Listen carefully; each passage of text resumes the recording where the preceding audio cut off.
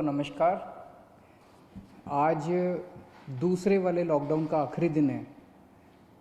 केंद्र सरकार ने ऐलान किया है कि 2 हफ्ते के लिए लॉकडाउन को और बढ़ाया जा रहा है, लेकिन कुछ छूट दी जा रही हैं।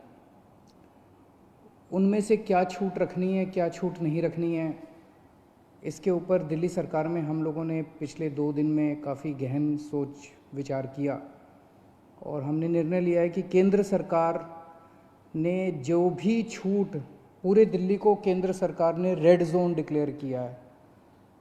रेड जोन में केंद्र सरकार ने जितनी छूट अलाउ की है वो सभी छूट हम लोग दिल्ली के अंदर अलाउ करने जा रहे हैं। इसका क्या मतलब है, मैं संक्षेप में अभी आपके सामने रखूँगा, लेकिन इसके तुरंत बाद आपको एक डिटेल्ड प्रेस रिलीज़ जारी की जाएगी जिससे आपको और इसके बारे में, और थोड़ी देर के बाद ऑर्डर्स भी हो जाएंगे इसके बारे में, फॉर्मल ऑर्डर्स, तो आपको पता चल जाएगा कि किस किस क्षेत्र में क्या क्या अलाउ किया जा रहा है। लेकिन एक रूपरेखा मैं आप सब लोगों के सामने रख देता हूँ। पहली चीज़ तो ये कि कल से सभी सरकारी दफ्तर खुलने जा रहे हैं। कई सारे सरकारी जो एसेंशियल सर्विसेज से डील करते हैं सरकारी दफ्तर, उन एसेंशियल सर्विसेज वाले सरकारी दफ्तर में 100% अटेंडेंस होगी। लेकिन दूसरे सरकारी दफ्तरों में जो एसेंशियल सर्विसेज से डील नहीं करते, वहाँ पे डिप्टी सेक्रेटरी लेवल तक, डिप्टी सेक्रेटरी एंड अबाव 100% आएंगे लोग, और उसके नीचे वाले स्टाफ में 33% स्टाफ आएगा। कल से दिल्ली के सारे प्राइवेट ऑफिसेज खोले जाएंगे, लेकिन प्राइवेट ऑफिसेज केवल 33% स्ट्रेंथ पे काम करेंगे।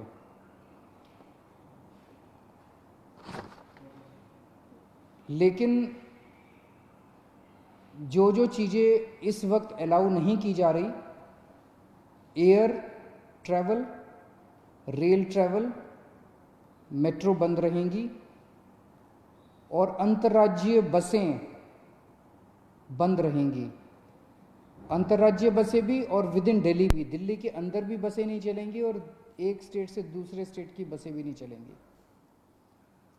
इस दौरान अगले 2 हफ्ते स्कूल बंद रहेंगे, कॉलेज बंद रहेंगे, जितनी भी शैक्षणिक शिक्षा से संबंधित संस्थाएं हैं वो सभी बंद रहेंगी। कोचिंग इंस्टीट्यूट्स बंद रहेंगे, सभी तरह के ट्रेनिंग इंस्टीट्यूट्स बंद रहेंगे। जो हॉस्पिटैलिटी सर्विसेज वाले हैं, सभी होटल, रेस्टोरेंट बंद रहेंगे। और जो ऐसे स्थान हैं जहाँ पे ज़्यादा पब्लिक गैदरिंग होती है, जैसे cinema hall, mall, gymnasium, sports complex, ये सभी बंद रहेंगे। सोशल, पॉलिटिकल, कल्चरल या किसी भी तरह की अन्य गैदरिंग वो बंद है, वो अलाउ नहीं की जाएंगी। जो धार्मिक संस्थान हैं वो सभी बंद रहेंगे। Cycle rickshaw, auto rickshaw, taxi, cab aggregators, ये सब बंद रहेंगे। नाई की दुकान, बार्बर शॉप्स, स्पास एंड सलून्स, ये भी बंद रहेंगे।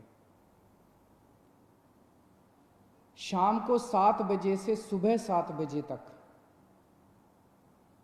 लोगों का बाहर निकलना बंद रहेगा, अनलेस आपको कोई एसेंशियल सर्विसेज के लिए बाहर निकलना हो, कोई ज़रूरी मेडिकल सर्विस है, इस तरह से कोई चीज़ के लिए जब निकलना हो तो अलग बात है, कोई बीमार हो जाए।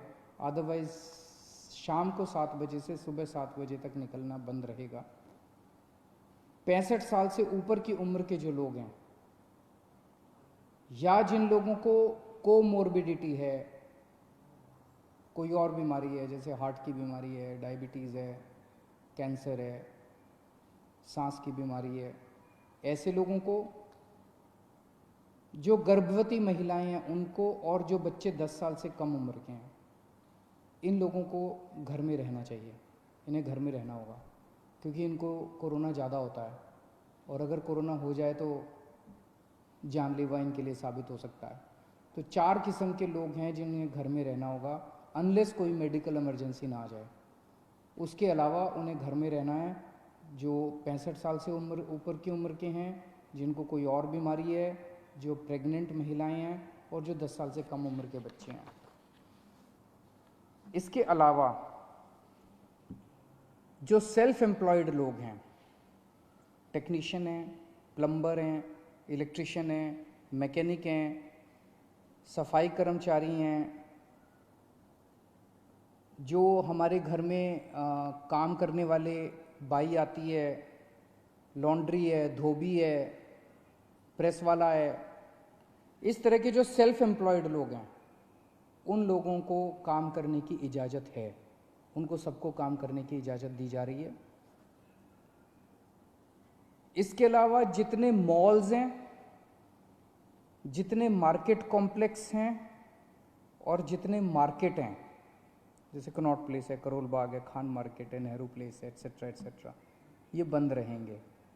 लेकिन इन मार्केट्स के अंदर जो ज़रूरी सामान की चीज़ों की दुकानें हैं, एसेंशियल सर्विसेज की दुकानें हैं, वो सारी खुली रहेंगी। चाहे कोई मार्केट हो, चाहे मार्केट कॉम्प्लेक्स हो, ज़रूरी सामान की चीज़ें खुली रहेंगी और किताबों की स्टेशनरी की दुकानें खुली रहेंगी। लेकिन जो स्टैंड अलोन शॉप्स हैं, जो नेबरहुड कॉलोनी शॉप्स हैं और जो रेजिडेंशियल कॉम्प्लेक्स में शॉप्स हैं, वो सारी खुली रहेंगी। वो चाहे एसेंशियल आइटम्स की शॉप्स हों, चाहे नॉन एसेंशियल आइटम्स की शॉप्स हों, कोई भी शॉप्स हों।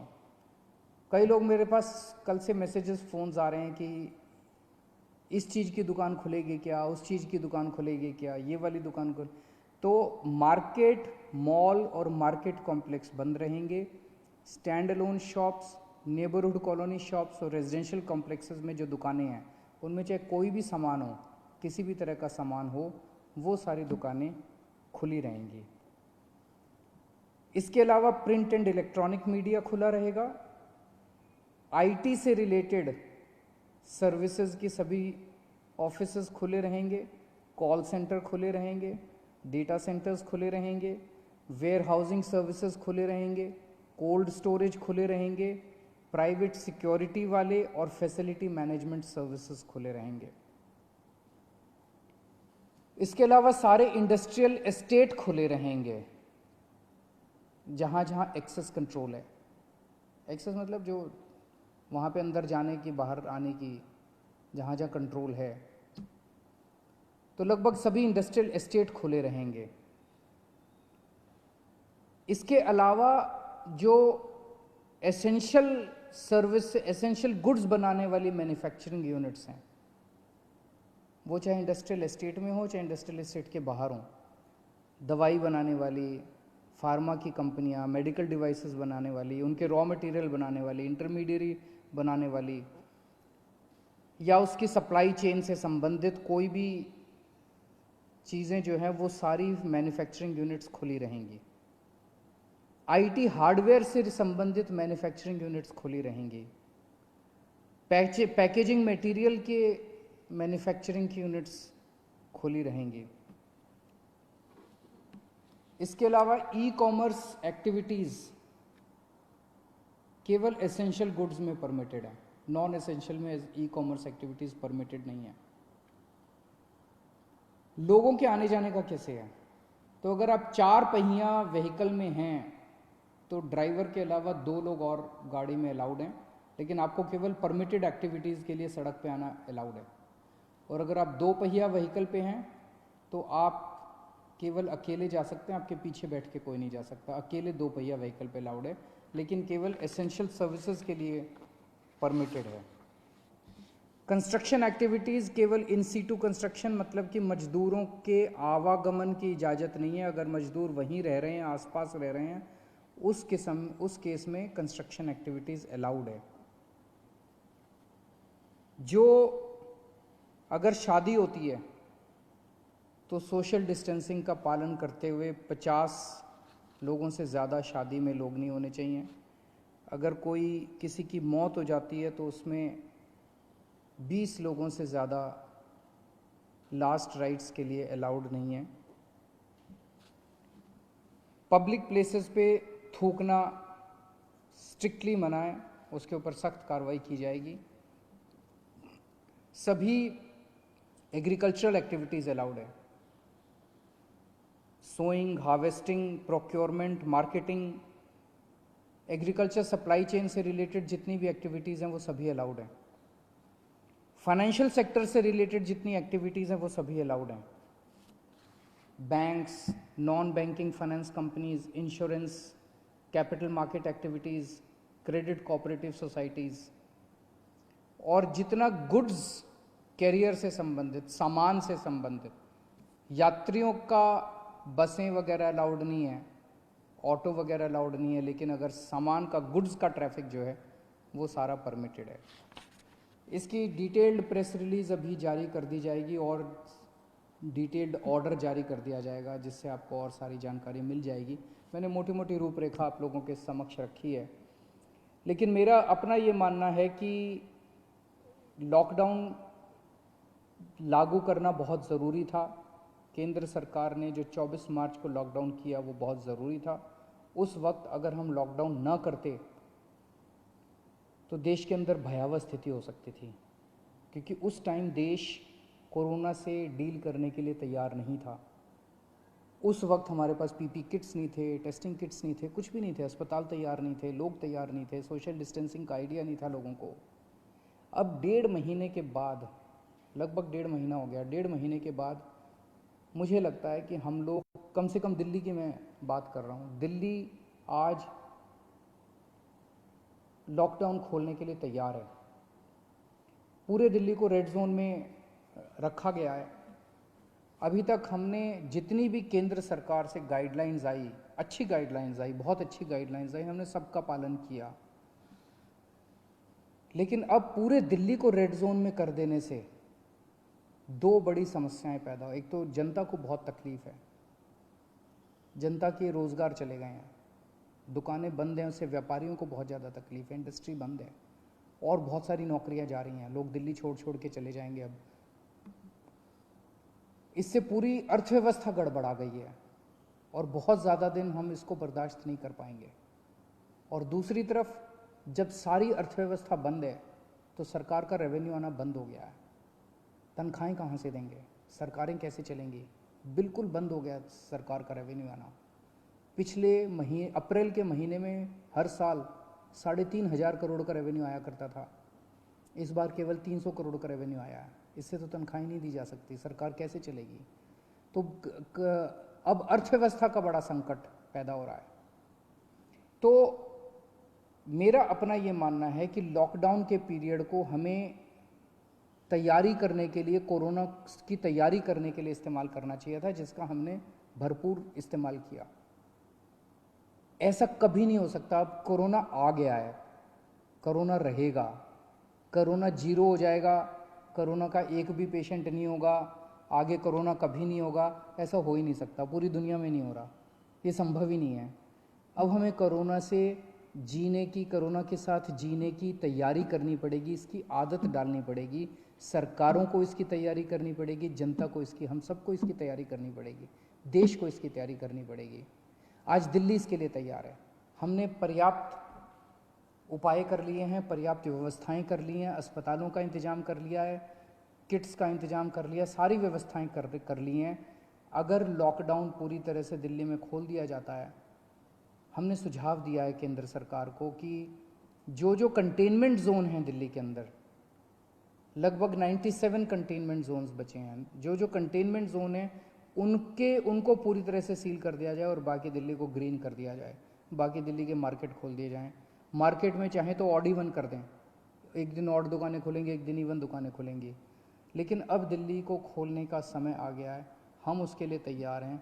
हम केंद्र सरकार से बात भी कर रहे हैं और हमें पूरी उम्मीद है कि जल्द दिल्ली के मार्केट भी खुलेंगे, अर्थव्यवस्था भी खुलेगी।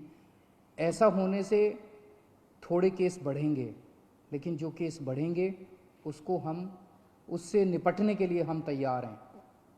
हमारा इस वक्त सबसे बड़ा 2 मकसद हैं। पहला मकसद है कि किस तरह से दिल्ली के अंदर कोरोना से होने वाली डेथ्स को कम किया जाए, और हम अभी तक काफ़ी कम करने में सक्षम रहे हैं, सफल रहे हैं।